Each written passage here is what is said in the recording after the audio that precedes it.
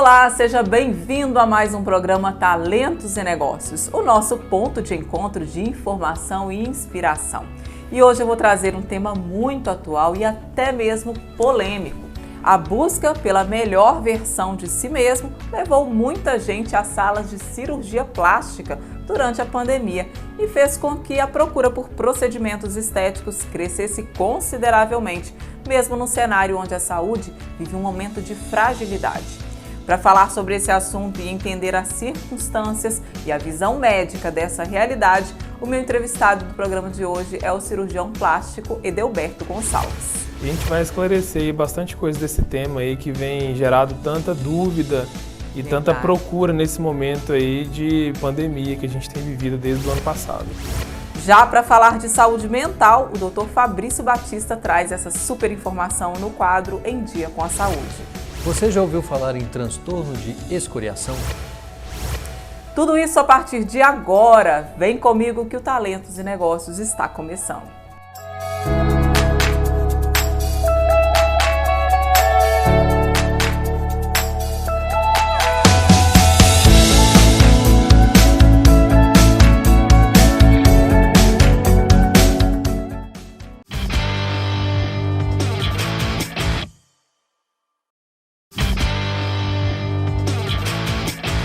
Apesar da Covid-19 fechar negócios em todo o mundo, muitas clínicas de cirurgia plástica permaneceram abertas devido ao aumento do número de pacientes durante a quarentena. A pressão social para sair da pandemia com uma melhor versão de si mesmo parece ter incentivado as pessoas a aproveitar o período de isolamento para realizar aquele procedimento estético tão sonhado. Mas o que levou as pessoas a encarar até mesmo os riscos de uma cirurgia durante a pandemia? E qual a visão médica diante desse cenário? Quais as normas de segurança têm sido adotadas nesse período? Para responder a essas e outras questões, eu convidei o médico cirurgião plástico Edelberto Gonçalves. Seja bem-vindo, Edelberto, mais uma vez aqui no programa. Muito obrigado, Fernanda, pelo convite. E queria também cumprimentar a todos os telespectadores que estão nos assistindo. E a gente vai esclarecer bastante coisa desse tema aí que vem gerado tanta dúvida e tanta procura nesse momento aí de pandemia que a gente tem vivido desde o ano passado. Né? Realmente, então, a procura pela cirurgia plástica na pandemia aumentou? Isso, na verdade, a procura aumentou bastante. Quando a gente teve o início da pandemia, que foi em fevereiro e março do ano passado, como a gente estava vendo um clima de muita incerteza, tanto no país e no mundo todo, a gente teve aí uma interrupção de todos os procedimentos durante aí uns 90 dias.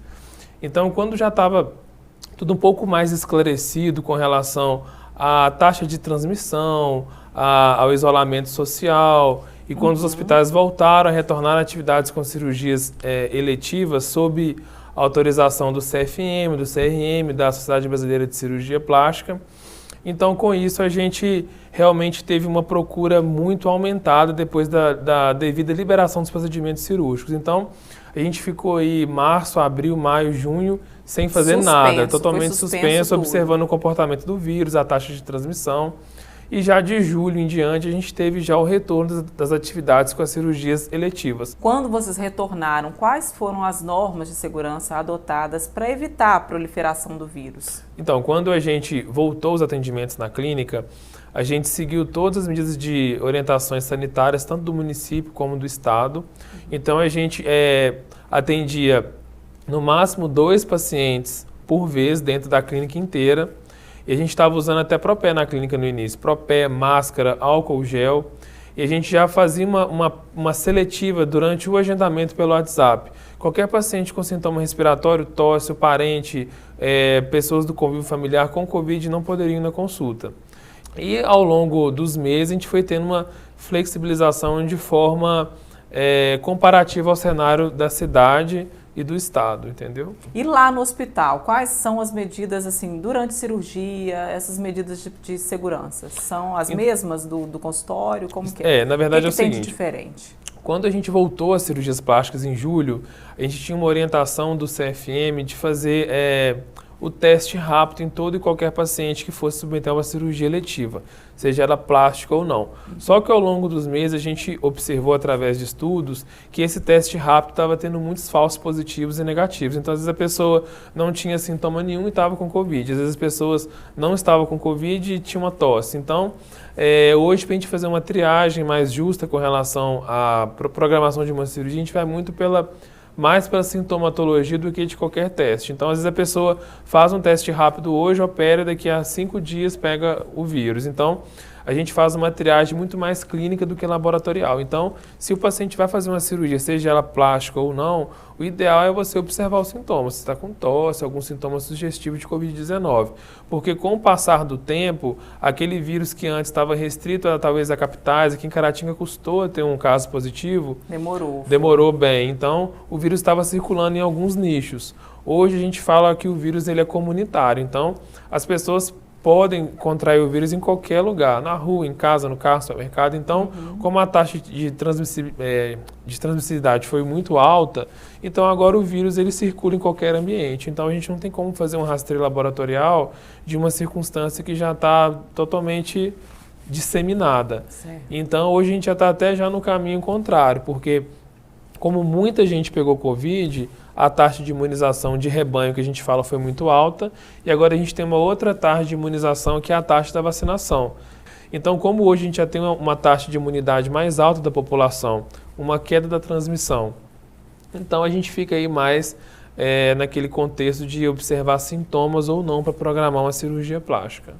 No meu caso, os riscos durante o auge, né, o pico da pandemia, as pessoas que operaram ali no pico da pandemia, quais eram esses riscos? Eles eram mais altos do que hoje, com certeza. Com certeza, eram mais altos do que hoje. A gente fazia uma orientação no pré-operatório de que o paciente tinha que ficar 15 dias sem contactar com nenhuma pessoa, só mesmo em casa e na clínica.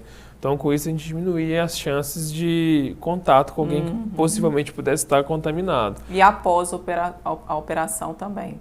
Isso, dos 15 dias do antes e depois da cirurgia. Seria antes e 15 depois? 15 depois, que aí a pessoa ficava mais resguardada. Exatamente. Então, claro que a gente vai fazer uma triagem maior, por exemplo, pacientes com maior idade, e com maior idade que a gente fala assim, mais de 50 anos, e com alguma comorbidade, como pressão alta, principalmente asma, a gente não estava fazendo nenhuma cirurgia. Então, a gente a gente colocou critérios mais rigorosos para habilitar a pessoa a um procedimento. Certo. Normalmente foram pacientes mais jovens, sem nenhum tipo de doença, pacientes que não eram mais cheinhos, pacientes mais magras. Então, tudo isso, cirurgias com menor tempo de duração, porque tem cirurgias que duram, a gente sabe, 8 horas de duração. Então, a gente estava tentando programar cirurgias com tempos menores de duração, com pacientes com histórico de saúde melhor, porque a gente reduzisse o máximo risco de qualquer complicação no pós-operatório. Muito bem, tá. muito prudente, né, essas medidas todas. Vamos continuar conversando sobre esse assunto, tem muita pergunta ainda bacana para a gente estar conversando, mas é daqui a pouquinho, depois do intervalo. Não saia daí que o Talentos e Negócios volta já.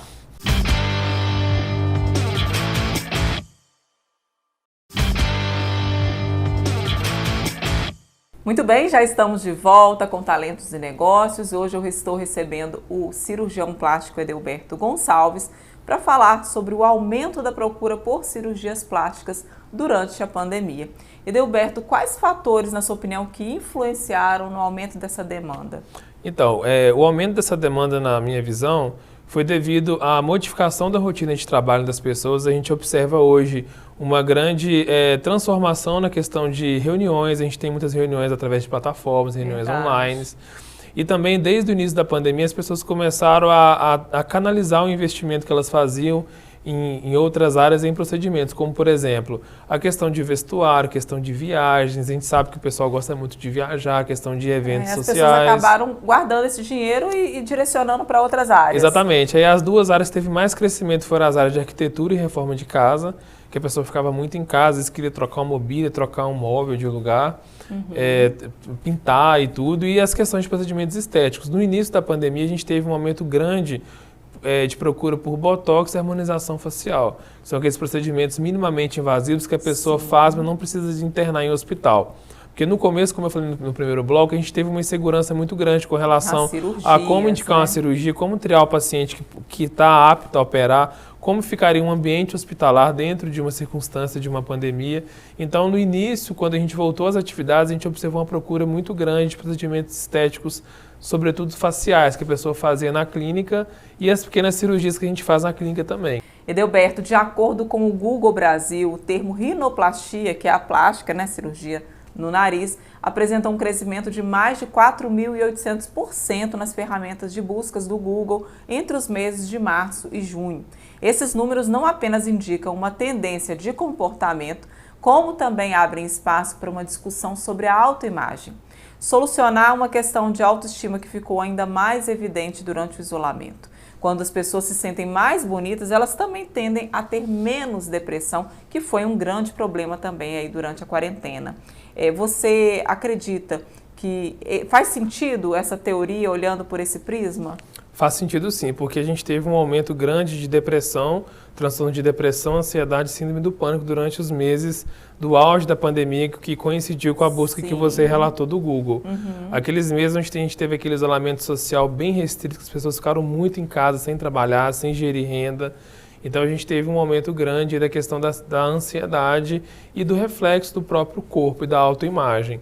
Então com isso sim favoreceu ainda mais a busca por procedimentos estéticos. Só que você entrou num território muito interessante, porque a pessoa, para ela fazer uma cirurgia plástica, ela tem que estar bem consigo mesma, ela tem que ter noção de que vai ser uma melhora de uma situação que ela já tem, né, a melhora de uma parte do corpo, a modificação de uma parte do corpo. Então, a gente tem que estar bem antenado, tanto o cirurgião como o paciente, no preparo até do psicológico do paciente em busca de um resultado que seria compatível com o seu biotipo, com aquilo que é proposto numa consulta pré-operatória. Então, esse aumento aí, indiscriminado da busca por rinoplastia aumenta sim o reflexo do percentual de procedimentos que aumentaram, mas nesse aumento, esse percentual, a gente tem que ficar atento na seleção dos pacientes que realmente estão aptos a operarem nessa fase. Certo. Quais foram os procedimentos mais procurados aqui em Caratinga? Lipoaspiração e prótese de silicone, são os dois mais procurados no Brasil. São geral, né? No Brasil geral. todo. E depois tem a abdominoplastia, a gente fez alguns liftings faciais também nessa pandemia. E a questão da rinoplastia também, é uma cirurgia muito procurada. Também, né? As redes sociais têm influenciado muito na busca pela beleza a qualquer custo. O Instagram, por exemplo, sempre foi utilizado como uma ferramenta para ostentar uma vida de faz de conta, né? Além de fotos de comidas deliciosas, de viagens inesquecíveis, também são publicadas imagens de corpos exuberantes, mas com a ajuda de filtros que mostram uma falsa perfeição. E essas ferramentas acabam distorcendo a maneira como as pessoas veem seus corpos, seus rostos e atenuando até problemas de autoestima. É comum algum paciente chegar no seu consultório querendo ter o corpo, querendo fazer uma cirurgia para parecer com alguém que ele segue no Instagram, por exemplo? Sim, eu acho essa pergunta muito pertinente. Na verdade, não é um percentual muito expressivo de pessoas que fazem isso. A gente consegue detectar uma paciente ou outra que às vezes quer ter o nariz de uma atriz de Hollywood, a mama parecida com a de uma pessoa famosa. Então isso é muito comum. É claro que a gente vai explicar com relação ao biotipo da pessoa, o que realmente a pessoa procura. Com certeza a cirurgia plástica ela é muito viável, ela está aí para poder melhorar, corrigir, aperfeiçoar, dar um upgrade em muitas situações e a maioria delas o resultado é muito satisfatório, é por isso que a procura é muito alta.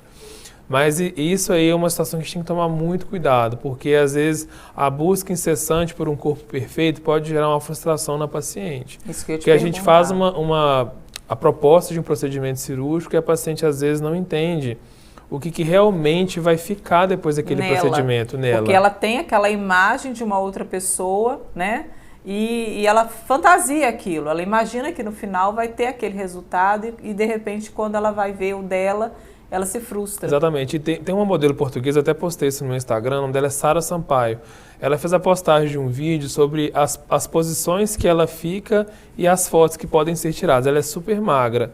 E esse vídeo teve uma repercussão mundial, teve mais de 50 milhões de visualizações.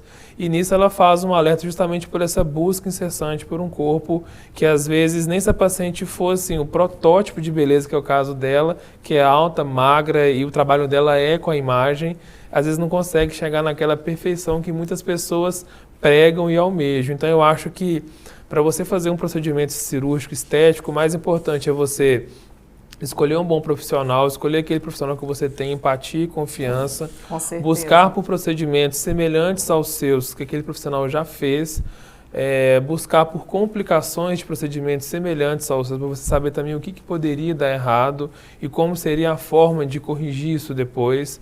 E ter uma consulta muito franca sobre o que você deseja modificar no seu corpo e se realmente o que você deseja é aquilo que pode ser proposto, para que depois você não se sinta frustrada com uma cirurgia que você achou que fosse ficar igual da amiga, da prima ou da vizinha que fez e ficou muito bom e a sua talvez não atingiu um resultado semelhante àquele que a paciente às vezes pensou que poderia atingir. É muito importante esse alinhamento para que a paciente realmente se sinta satisfeita e ache que valeu a pena aquela modificação que ela se propôs a fazer. Já aconteceu de algum paciente ficar frustrado com o resultado porque esperava que ficasse igual de outra pessoa ou por algum outro motivo?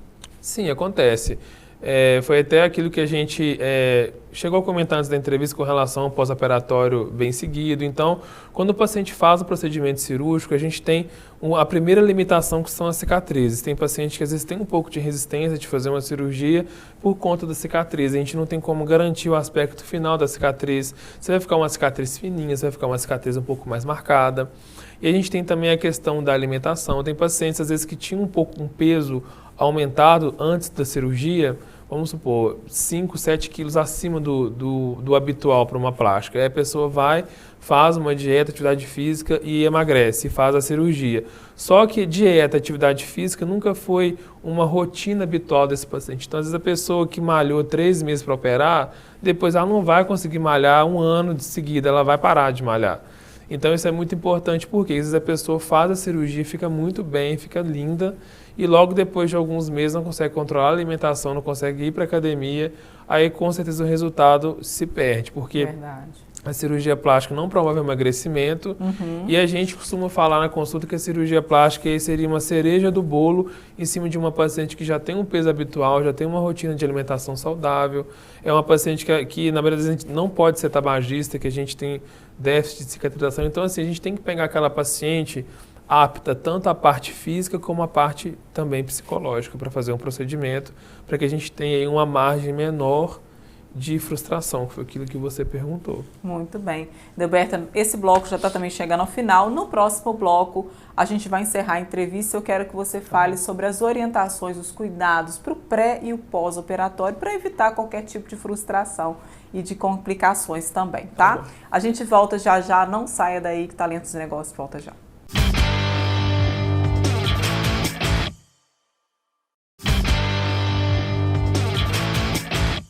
Muito bem, estamos de volta para o terceiro e último bloco do Talentos e Negócios, hoje falando sobre o aumento das cirurgias plásticas na pandemia. E toda cirurgia, seja ela em plena pandemia ou não, tem o seu risco. Recentemente, a morte de uma jovem no Ceará trouxe de volta a preocupação com os cuidados na hora de fazer uma cirurgia plástica. Doutora Delberto, como que é lidar com esses riscos diante de uma profissão que trabalha com vidas, que lida com sonhos, uma profissão tão minuciosa? Eu achei que você pegou num ponto muito importante, porque a segurança de uma cirurgia, eu acho que ela é o pilar principal do procedimento, vem antes até do próprio resultado. Então essa complicação que teve com essa influencer lá no Ceará foi uma complicação que a gente considera uma fatalidade, uma complicação muito rara. E na minha visão, enquanto cirurgião, complicações podem acontecer, mas o mais importante é que ela seja detectada de forma precoce. Então, quando o paciente faz uma cirurgia plástica, quando ele tem alta do hospital, eu passo tanto meu telefone pessoal como o telefone da minha casa. Então, a qualquer sinal de alarme, o paciente tem que comunicar ao médico. O médico vai dar a orientação pertinente. Porque às vezes uma coisa que o paciente acha que pode ser uma bobeira, às vezes o médico detecta como uma anormalidade. Às vezes uma coisa que o paciente acha que é uma situação, não aconteceu isso, às vezes o médico vai falar que não é nada. Então, o mais importante para reduzir as complicações no pós-operatório é um alinhamento assim, bem próximo entre o médico e o paciente. Então, tudo tem que ser informado ao profissional para que ele tome a medida cabível dentro do tempo hábil. Então, de protocolo de segurança hoje aqui na nossa clínica, a gente tem principalmente a profilaxia, a prevenção contra a trombose na perna e embolia pulmonar. Essa complicação a gente pode afirmar que hoje, até hoje, eu nunca tive nenhum caso de embolia pulmonar, que é tido como a complicação aí mais fatal numa cirurgia, seja ela plástica ou não, porque a gente toma todos os cuidados seguindo protocolos bem rigorosos, como o uso de uma meia elástica durante uma semana, o uso da bota pneumática, que vai ficar bombeando o sangue da perna da paciente, a questão do uso das injeções de anticoagulantes, que a gente passa uma quantidade até um pouco maior para fazer uma cobertura melhor da paciente. Então, assim, a gente está sujeito a várias complicações, mas muitas delas são evitáveis. Principalmente quando você faz uma cirurgia, um procedimento, em ambiente hospitalar que tenha como retaguarda um CTI. Então, assim, o procedimento ele é muito seguro. A gente tem aí índices de complicações muito baixos, complicações mais graves. Só que quando a gente está diante de uma complicação, a gente tem que ter armas para resolução rápida para que o desfecho seja favorável. Então, complicações como infecção, abrir algum ponto, isso é comum e todo cirurgião deve ter aí um índice desse tipo de complicação. Agora, complicações igual essa da influencer é muito rara e eu particularmente nunca tive essa complicação e não conheço ninguém do meu convívio de cirurgiões que já teve. Eu acho que o alinhamento tem que ser total entre o médico e o paciente, tanto no pré-operatório, para a gente traçar aquilo que a gente falou com relação a perspectivas de resultado, a programação de cirurgia, tempo de recuperação, e no pós-operatório aquele alinhamento para que a gente consiga acompanhar o paciente bem de perto. E na minha visão, quando você tem um cirurgião aí mais próximo, facilita qualquer medida rápida, né, de um atendimento fora do horário. Então, eu acho isso muito importante. Certo. Edelberto, para a gente finalizar, orientações para quem pretende realizar uma cirurgia plástica. Para quem ainda pretende fazer um procedimento cirúrgico, uma cirurgia plástica, o mais importante é você fazer uma consulta pré-operatória com o cirurgião que você escolha. Uma consulta minuciosa, perguntar todas as suas dúvidas, traçar expectativas e resultados, buscar referência desse cirurgião através de outras pessoas, não só os resultados que deram certo, como aqueles resultados também que não deram certo, as complicações, como foram tratadas. E eu acho que é isso, é ir para uma cirurgia plástica com uma consciência madura de que o procedimento dá certo. A grande maioria dá certo, por isso que a gente tem uma procura muito grande, a gente tem cirurgias aí, não só de Caratinga, como da região inteira que vem fazer procedimento aqui conosco, mas o mais importante é o paciente ter uma noção, claro que a maioria tem, mas perguntar para que nada fique com dúvida. Então eu acho assim, aquele procedimento que tem sucesso é aquela paciente que está psicologicamente preparada, ela está com o corpo apto ao procedimento, ela faz exames de sangue, de imagem que não constatam nenhuma limitação ao procedimento e aquela empatia. Eu acho que a paciente tem que escolher aquele cirurgião que ela se identifica e isso é muito pessoal. E fazer o procedimento e tem silicone aí, uma siliconada por dia quase, graças a Deus. Isso aí. E vamos seguindo, eu acho isso. Fazer o procedimento com uma consciência de que a grande, imensa maioria dá certo, por isso que a procura até aumentou na pandemia, porque as pacientes dão valor à cirurgia plástica, dão valor ao resultado que o procedimento gera no corpo da paciente, mas eu acho que tanto esse fechamento aí das pessoas em casa aumentou muito o contato com rede social e com busca incessante de vários aspectos, não só do corpo, mas de outras coisas também dentro da sociedade. Tem que ter um pouquinho também de bom senso, né, Edelberto? Que às vezes a pessoa já tem um corpo perfeito e fica buscando uma cirurgia sem necessidade. Isso também acontece. Tem que ter esse bom senso também, né? A busca por uma perfeição, a gente tem que ter um certo freio, né? Com certeza, foi aquilo que a gente comentou. Eu acho que a cirurgia plástica era a cereja do bolo. A pessoa às vezes faz uma lipoaspiração, fica com o corpo ali perfeito, mas não vai na academia, não faz uma alimentação saudável, e depois de um ano já volta para fazer de novo o mesmo procedimento. Então, na verdade, a cirurgia plástica ela não é um procedimento paliativo, ela tem que ser definitivo. Você vai fazer a cirurgia, vai tentar fazer a manutenção da cirurgia com medidas de saúde, atividade física, uma alimentação mais saudável, e realmente fazer outro procedimento depois de um tempo. É claro que você fazendo a cirurgia hoje, daqui a 4, 5 anos, aquela mama que estava linda, super em pé, não vai estar mais. Então, a gente tem também a limitação, nem falo como limitação, a gente tem o próprio envelhecimento natural de cada corpo. Então, isso tem que ser tudo muito ponderado. Tá certo. Edelberto, muito obrigada pela presença aqui no programa mais uma vez e por esclarecer para a gente esse assunto tão importante. Obrigado. Eu só tenho a agradecer ao convite e a oportunidade de poder falar do nosso trabalho de uma forma tão direta com o público que está nos assistindo. E qualquer dúvida, a gente está à disposição, tá bom? Para esclarecer. Tá joia, muito obrigada. Agora, gente, vamos falar de saúde mental. E quem traz a dica é o psiquiatra Dr. Fabrício Batista. Você já ouviu falar em transtorno de escoriação? A característica essencial do transtorno de escoriação ou skin picking é o beliscar recorrente da própria pele. Os locais mais comumente beliscados são o rosto, braços e mãos. Podem beliscar pele saudável, irregularidades menores na pele, lesões como espinhas ou calosidades ou cascas de lesões anteriores. A maioria das pessoas belisca com as unhas, embora muitas usem pinças, alfinetes ou outros objetos. Além de beliscar a pele, pode haver comportamentos de esfregar e espremer. O transtorno de escoriação é caracterizado por tentativas repetidas de reduzir ou parar o comportamento de beliscar a pele. O ato de beliscar a pele causa sofrimento clinicamente significativo ou prejuízo no funcionamento social, profissional ou em outras áreas importantes da vida do indivíduo. A idade média para início do comportamento de escoriação é 12 anos, mas há relatos que vão dos 3 aos 60 anos. Cerca de 3% da população brasileira apresenta transtorno de escoriação, sendo que 80% são mulheres.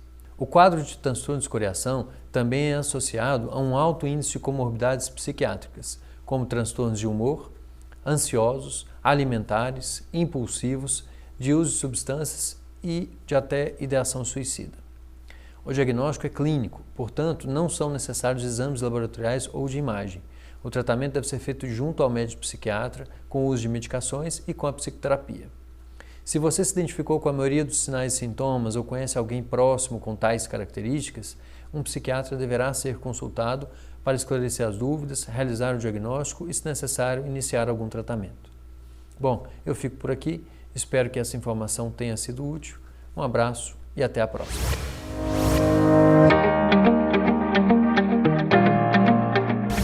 O programa de hoje está chegando ao final. Eu quero agradecer a sua companhia. Muito obrigada pela sua audiência, pela sua credibilidade. Na semana que vem tem mais um programa preparado com muito carinho para você. Continue nos acompanhando nas redes sociais e envie uma dica de pauta para o nosso programa através do WhatsApp 98705-5953. A gente se vê na próxima semana, se Deus quiser. Um grande beijo e até lá. Tchau, tchau.